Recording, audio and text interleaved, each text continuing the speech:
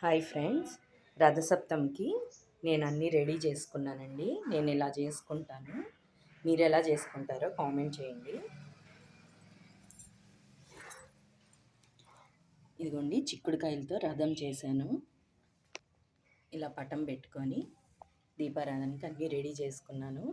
ఇలా 9 చిక్కుడాకుల్లో పొంగల్ చేసి ఆవు పాలతో ఈ పొంగలి 9 చిక్కుడాకుల్లో పెట్టి సూర్యుడికి నైవేద్యం పెడతామండి.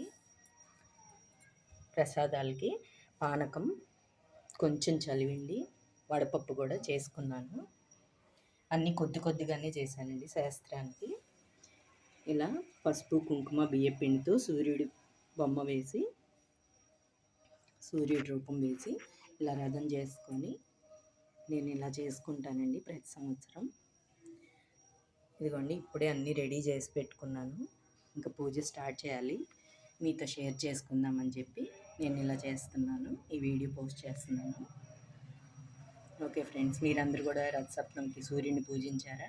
మనకి ప్రత్యక్ష దైవం కదండి సూర్య భగవానుడు. ఆయన్ని పూజిస్తే మనకి ఎటువంటి అనారోగ్యాలు లేకుండా నిండు నూరేళ్ళు ఆయురారోగ్యాలతో అష్టైశ్వర్యాలతో సుఖంగా ఉంటాము. ఓకే ఫ్రెండ్స్, నేను ఇంక పూజ స్టార్ట్ చేసుకుంటాను. నా వీడియో నచ్చితే లైక్ చేయండి, షేర్ చేయండి, కామెంట్ చేయండి. బాయ్.